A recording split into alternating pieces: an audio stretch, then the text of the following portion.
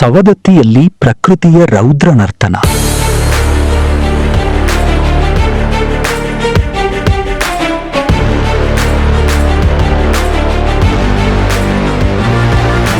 ಯಲ್ಲಮ್ಮ ದೇಗುಲಕ್ಕೆ ನುಗ್ಗಿದ ಪ್ರವಾಹದ ನೀರು, ಭಕ್ತರಲ್ಲಿ ಆತಂಕ, ಜನಜೀವನ ಅಸ್ತವ್ಯಸ್ತ.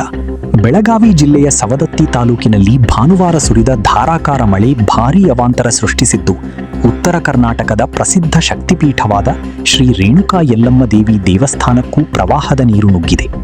ಕೇವಲ 2 ಗಂಟೆಗಳ ಮಳೆಯಲ್ಲಿ ಯಲ್ಲಮ್ಮನ ಗುಡ್ಡ ಜಲಾವೃತಗೊಂಡು ಭಕ್ತರಲ್ಲಿ ಭಾರೀ ಆತಂಕದ ವಾತಾವರಣ ನಿರ್ಮಾಣವಾಗಿದೆ. ನಿರಂತರ ಮಳೆಯ ಪರಿಣಾಮ ದೇವಸ್ಥಾನದ ಇತಿಹಾಸ ಪ್ರಸಿದ್ಧ ಎಣ್ಣೆ ಹೊಂಡ ಸಂಪೂರ್ಣ ನೀರಿನಲ್ಲಿ ಮುಳುಗಿದ್ದು, ಪ್ರವಾಹದ ನೀರು ಗರ್ಭಗುಡಿ ಸಮೀಪ ಹಾಗೂ ಕಾಣಿಕೆ ಹುಂಡಿಗಳವರೆಗೂ ತಲುಪಿರುವುದು ಭಕ್ತರನ್ನು ಬೆಚ್ಚಿ ಬೀಳಿಸಿದೆ.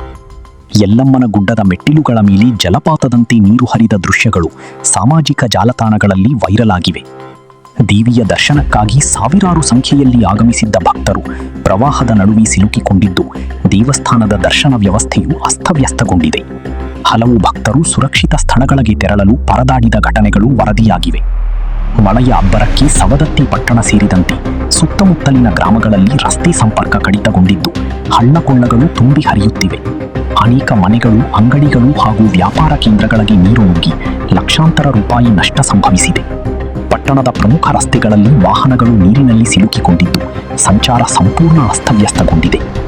ಸ್ಥಳೀಯ ವ್ಯಾಪಾರಿಗಳು ಮತ್ತು ಸಾರ್ವಜನಿಕರು ಆಡಳಿತದ ವಿರುದ್ಧ ಅಸಮಾಧಾನ ವ್ಯಕ್ತಪಡಿಸಿದ್ದು, ಮಳೆ ನೀರು ಸರಾಗವಾಗಿ ಹರಿಯಲು ಸೂಕ್ತ ವ್ಯವಸ್ಥೆ ಕಲ್ಪಿಸಬೇಕೆಂದು ಆಗ್ರಹಿಸಿದ್ದಾರೆ.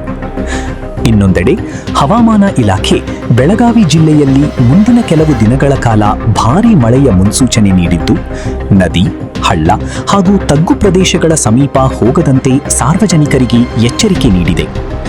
ಜಿಲ್ಲಾಡಳಿತ ಪರಿಸ್ಥಿತಿಯನ್ನು ನಿಕಟವಾಗಿ ಗಮನಿಸುತ್ತಿದ್ದು, ಅಗತ್ಯ ಮುಂಜಾಗ್ರತಾ ಕ್ರಮಗಳನ್ನು ಕೈಗೊಂಡಿದೆ ಎಂದು ಅಧಿಕಾರಿಗಳು ತಿಳಿಸಿದ್ದಾರೆ.